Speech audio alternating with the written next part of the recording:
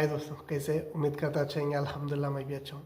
आज जो हम बात करेंगे सर्बिया वेयर हाउस के रिलेटेड A to Z बात करेंगे। क्या क्या प्रोसीजर है, क्या सैलरी है, कितना टाइम लगता है अपने होम कंट्री से लेके सर्बिया जाने के लिए। A to Z पे बात करेंगे। सैलरी का सिस्टम क्या है, TRC कब बनता है, कौन अप्लाई करता है, कंपनी बना के देती है, आपको पे करना पड़ता है। फुल डिटेल में बात करेंगे इंशाल्लाह। चैनल पे फर्स्ट टाइम आए लाइक एंड सब्सक्राइब कर देना। फेसबुक पे देख रहे हो फॉलो जरूर कर लेना। भाई जैसे कि आप अपने होम कंट्री से, चाहे इंडिया, पाकिस्तान, बांग्लादेश, नेपाल, कहीं से भी अप्लाई करते हो वेयर हाउस के लिए, तो आप अपना एक कंसल्टेंट चूज़ करते हो। अप्लाई करने के 2 या 3 महीना या 1 महीने के अंदर आपका 3 डॉक्यूमेंट्स आता है, work permit, offer letter, contract letter. ये सारा ऑनलाइन सबमिशन होता है एम्बेसी में। एम्बेसी में सबमिशन होने के बाद आता है अप्रूवल। अप्रूवल आने के बाद पासपोर्ट जाके एम्बेसी में जमा करना पड़ता है वीज़ा स्टैंपिंग के लिए। तो जब ये सबमिशन करते हैं तो अप्रूवल आने में कम से कम 2 महीना, 4 महीना, 6 महीना या 1 महीना या 8 महीना, वो आपकी नसीब, एम्बेसी डिसाइड कर सकता है। अप्रूवल आ गया, उसके बाद आपको अपना पासपोर्ट एम्बेसी में जमा करना है। एम्बेसी में जमा करने के बाद वीज़ा स्टैंपिंग के लिए 2 से 3 महीना लगता है। जब वीज़ा लग जाएगा उसके बाद आपको मेल आएगा एम्बेसी की तरफ से, आओ आपका पासपोर्ट लेके जाओ। आपका पासपोर्ट लेके आने के बाद जितनी जल्दी हो सकता है आप टिकट कराओ और चले जाओ सर्बिया। क्यों मैं बोल रहा हूँ कितनी जल्दी हो सकता है? आपको जो वीज़ा मिलता है सिर्फ और सिर्फ 180 डेज, सिर्फ 6 महीने का वीज़ा मिलता है। ये आपको ट्रैवलिंग करने के लिए बहुत यूज़फुल है। 180 डेज़ के लिए इनफ है। आप टिकट निकालो और सर्बिया चले जाओ। सर्बिया जाओगे, एक बार एंट्री कर लोगे सर्बिया से, ख़त्म आपका। उसके बाद आपका वीज़ा कोई वैल्यू नहीं लगता। वहाँ पर जाने के बाद आपका मेडिकल होएगा, जॉब ज्वाइन कर लोगे। कंपनी को आपका काम पसंद आ गया, कंपनी आपको TRC कार्ड बना देगी। एक बार TRC कार्ड बन गया उसके बाद आपके पासपोर्ट पे जो वीज़ा लगा हुआ है वो सिर्फ और सिर्फ एक पेपर है, कुछ नहीं है। उसके लिए ही एम्बेसी 180 डेज़ का वीज़ा लगाती है। TRC बनने के बाद आप अपना काम कंटिन्यू रख सकते हो या आपका काम क्विक कर सकते हो, कोई दूसरी कंपनी चूज़ कर सकते हो, उसके लिए कोई प्रॉब्लम नहीं है। यूरोप, सर्बिया का एक बेनिफिट ये है, आफ्टर TRC आप खुद के मालिक हो।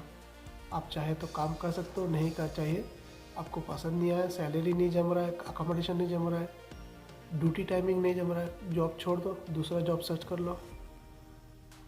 वहाँ पर जाएंगे, वो कंपनी उनके एड्रेस पे TRC अप्लाई करके दे देगी। तो वेयर हाउस के बारे में बात करेंगे।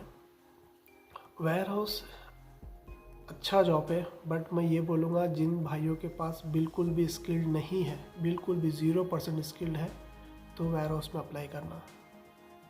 अगर जिनके पास फोर्कलिफ्ट का जो एक्सपीरियंस है वो वेयर हाउस में अप्लाई करना। पैकिंग में वेयर हाउस के लिए अप्लाई करना। लोडिंग अनलोडिंग करना चाहते हो, अप्लाई करना वेयर हाउस के लिए। बाकी दूसरा कोई हुनर आपके पास ऑलरेडी है तो मैं बोलूँगा वेयर हाउस में मत अप्लाई करो, क्योंकि जितने भाई यूरोप में अप्लाई करते हैं उसमें 70 to 80% लोग वेयर हाउस में अप्लाई करते हैं। इसमें आपकी कोई प्रॉब्लम नहीं, आपकी कोई गलती नहीं है। आप जो कंसल्टेंट के पास जाते हो, बैठ के बात करते हो, उनके पास मोस्टली जो है वेयर हाउस का जॉब ही अवेलेबल रहता है। तो वो आपको कंफ्यूज कर देते हैं कि बहुत से ड्रीम दिखाने लगते हैं कि वेयर हाउस में ये है वो है। मैं ये नहीं बोलूँगा कि वेयर हाउस बुरी जॉब है, वेयर हाउस गलत जॉब है, कोई अच्छा नहीं है, अच्छा है। बट मैं ये बोल रहा हूँ, जो कोई नहीं बोलता ये मैं बोल रहा हूँ कि हर कोई अगर वेयर हाउस में अप्लाई करेगा, वेयर हाउस में अगर 10 बंदी की, एक कंपनी में 10 बंदी की ज़रूरत है और 50-100 वर्क परमिट सेल हो रहा है कंपनी से, तो 50-100 वीज़ा तो नहीं लगेगा, सिर्फ 10 लगेगा, क्योंकि कंपनी की 10 की ज़रूरत है। बाकी 80-90 लोग तो खाली फेल हो रहे हैं, उनका पैसा तो बर्बाद हो रहा है, कंसल्टेंट उनका पैसा वापस नहीं दे रही है। तो आप हम जैसे भाइयों का जो पैसा जो जुटा के दे रहे हैं, 3 लाख, 4 लाख, 2 लाख जो भी दे रहे हैं, घर में रखा हुआ पैसा तो नहीं दे रहे, कितनी तकलीफ से ला के दे रहे हैं। तो समझो, अगर जिनके पास स्किल्ड है वही स्किल्ड में अप्लाई करो। उन कंसल्टेंट के पास नहीं, दूसरे कंसल्टेंट के पास चूज़ करो। जिन कंसल्टेंट के पास आपका स्किल्ड है उनके पास अप्लाई करो। और मेन पॉइंट ये है, कंसल्टेंट चूज़ करते हो सोच समझ के चूज़ करो। हर अच्छाई के बीच में बुरा इंसान भी बैठा हुआ है, तो ये सोच समझ के अप्लाई करो। वेयर हाउस का जॉब भी अच्छा होता है, बट जिन भाई को बिल्कुल भी नॉलेज नहीं है, पैकिंग, लोडिंग, अनलोडिंग, ये सब काम वेयर हाउस में होता है। 8 घंटे की ड्यूटी या 10 घंटे की ड्यूटी होती है। सैलरी अगर सर्बिया की बात करूँ 550 से लेके 650 या 700 यूरो आपको मिलेगा। डिपेंड करता है आपका एक्सपीरियंस, डिपेंड करता है आपका पोस्टिंग किस लेवल में जॉब है, वो हिसाब से सैलरी है। कंपनी आपको 100% अकोमोडेशन फ्री देती है और 100% 80 to 100 यूरो 1 मंथ का आपको फूड के लिए देती है। फूड आपको प्रोवाइड नहीं करती कंपनी, आपको यूरो दे देती है। 80 यूरो या 100 यूरो आपको देती है। आप उसमें आपके अकोमोडेशन में आपको खुद बना के खाना पड़ता है। और मेरे हिसाब से बेस्ट ऑप्शन है खुद अपने हिसाब से बनाओ और खाओ अपने स्टाइल में। अगर कंपनी खुद प्रोवाइड करेगी तो यूरोपियन स्टाइल के हिसाब से वो खाना आपको देगी। अब 1 दिन खाओगे, 2 दिन खाओगे, 3 दिन खाओगे, हर दिन नहीं खा पाओगे उनका जो खाना है, उनका जो रूटीन है।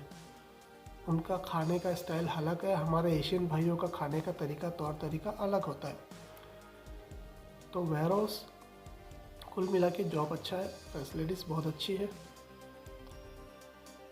बाकी जिन भाइयों के पास स्किल्ड है जैसे कि carpenter, plumber, mason, tiles mason, furniture, driver, heavy driver, truck driver, GCP, tailor, construction, बहुत से अलग अलग डिपार्टमेंट काम होते हैं, सेल्समैन, सिक्योरिटी, जिनके पास स्किल्ड है ऑलरेडी तो वो स्किल्ड के हिसाब से अप्लाई करो, क्योंकि आपके पास जो स्किल्ड है उसका एक्सपीरियंस सर्टिफिकेट आपके पास ज़रूर रहेगा। जैसे कि मैं एक ड्राइवर हूँ, मेरे पास मल्टीपल कंट्री का लाइसेंस है मेरे पास, तो एक बहुत बड़ा एक प्रूफ है मेरे पास। एम्बेसी में सारा लाइसेंस, सारी कंट्री का लाइसेंस जमा कर दूंगा तो वो भी चौंकने लग जाएगा, भाई इसके पास मल्टीपल कंट्री का लाइसेंस है। मेरे पास इंडिया का है, ओमान का है, सऊदी का है, कतर का है, तो मेरे पास मल्टीपल मतलब एक प्रूफ हो गया मेरे पास, ये एक्सपीरियंस हो गया कि इतना मल्टीपल कंट्री के पास लाइसेंस है इसके पास, ये 100% ड्राइवर है ये। तो वो हिसाब से जो आपका हुनर है, हुनर के हिसाब से अप्लाई करो, वीज़ा लगने का चांसेस बहुत हाई हो जाता है। अब जिन भाइयों के पास कुछ भी हुनर नहीं है तो वेयर हाउस में अप्लाई करो। तो ये है भाई वेयर हाउस की सच्चाई। अगर किसी को work permit, offer letter, contract letter check करवाना है, यूट्यूब चैनल पे मैसेंजर का लिंक है, उस पर जाओ, PDF सेंड करो, कुछ भी डाउट पूछना वॉइस मैसेज छोड़ दो। किसी कंपनी के बारे में जानकारी चाहिए तो कंपनी का टाइप करके कंट्री का नाम, कंपनी का नाम और स्टेट कौन सा स्टेट में है वो टाइप करके मुझे भेज दो। इंशाल्लाह जब भी टाइम रहा मैं हर मैसेंजर का जवाब ज़रूर दूंगा। आई होप आप लोगों को ये वीडियो अच्छा लगाएगा। उम्मीद करता हूँ आप लोग ज़रूर मुझे सपोर्ट करोगे। फेसबुक पे देख रहे फॉलो करोगे, यूट्यूब पे देख रहे सब्सक्राइब करोगे, जो भी डाउट हो मैसेज करोगे। आपका भाई सिर्फ और सिर्फ आपके लिए ही मेहनत करता है और किसी के लिए नहीं।